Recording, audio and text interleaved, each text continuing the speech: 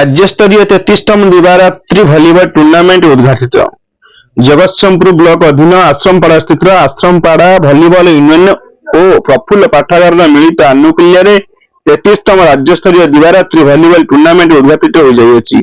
मुख्य अतिथि भाव पौराध्यक्ष अर्चना सिंह, सम्मानित अतिथि भाव खैरंग ग्राम पंचायत सरपंच दीपक कुमार साहू, आश्रमपाड़ा भलिबल यूनियन मुख्य उपदेष्टा एवं समाजसेवी निरंजन दास, अध्यापक्ष लक्ष्मीधर प्रधान प्रमुख जोगदे खेलाड़ी मानक उत्साहित करते।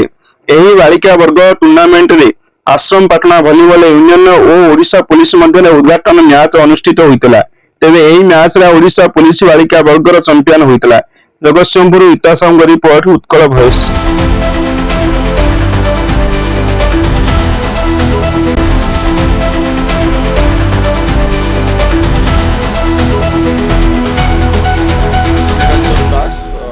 आश्रमपाटना भलिबल यूनियन उपदेष्टा एटा आमर 33तम दिवारात्रि पुरुष एवं महिला भलिबल टूर्नामेंट गत 33 वर्ष धरी आम टूर्नामेंट करी आसुचु एवं आजिर खेल अच्छी। आज केवल गर्ल्स टीम रो खेल एवं ओडिशार प्रतिष्ठित 4टी गर्ल्स टीम आसी जोग देइचंती। प्रथम मैच बर्तमान ओडिशा पुलिस सहित आमर निज टीम जो आश्रमपाटना भलिबल यूनियन टीम से सहित खेल हम आज एवं एथिपाई आमर गोटे पुरस्कार राशि रही जोटा कि चैंपियन 7,000 टंका, रनर्स अप 4,000 टंका, तार सहित ट्रॉफी रही। एवं जी मुझे जानुची बर्तमान दर्शक मैंने टिके लेट आज होगा खेल आरंभ हो, कि दर्शक मैंने आसवा आरंभ कले।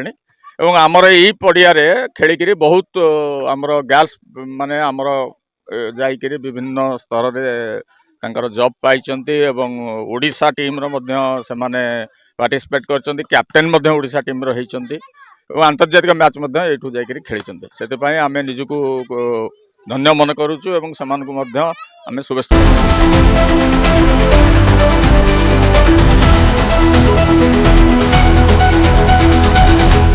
दीपक कुमार साहू, सरपंच खैरंग ग्राम पंचायत।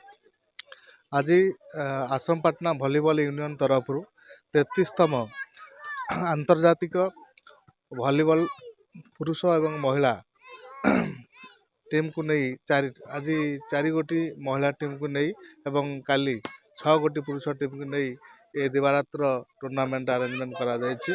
यही टूर्नामेंट 2 दिन धरी चलिबो एवं बहु आनंद उल्लास रे यही कार्यक्रम चल रहिबो। यही टूर्नामेंट आमर पाख आख अंचल पिला मानकु प्रोत्साहन देव क्रीड़ा क्षेत्र रे एवं सेमाने बहुमात्रा उत्साहित हेबे।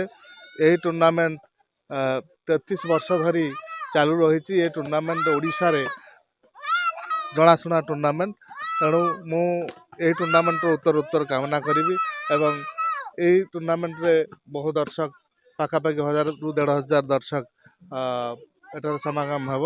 आउ 2 दलर प्लेयर मान को मु शुभेच्छा जनाइबी जे सेमाने भाईचारा नहीं खेल।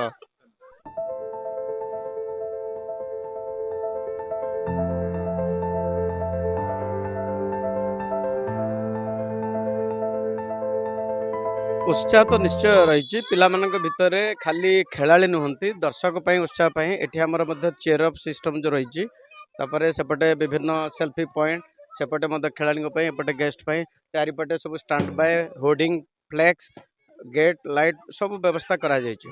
एवं ये खेल निश्चित भाव रोमांचकर हम कारण ओडिशार प्रतिष्ठित टीम आज महिला वर्ग रे ओडिशार प्रतिष्ठित 4टा टीम जहाँकि प्रथम मैच आश्रमपाटना भलिबल यूनियन सहित ओडिशा पुलिस एवं द्वितीय मैच हम केन्द्रापड़ा एवं पारादीप पोर्ट ट्रस्ट। तेणु निश्चित भाव में खेल कंपिटिशन हम प्रतियोगिता हम एवं यहाँ निश्चित भाव में भल हम। ये उत्कंठा निश्चित भाव में सब खेलाड़ी दर्शक मान भर अच्छी। विगत वर्ष भी भल खेल होता से धीरे धीरे बर्तमान दर्शक संख्या बढ़िबार लगी। पाखापाखि 2000 दर्शक आसती। आज रात्रि मध्यरात्रि पर्यंत हम आज ओपनिंग देखिए इच्छुक अच्छा निश्चित भाव टूर्नामेंट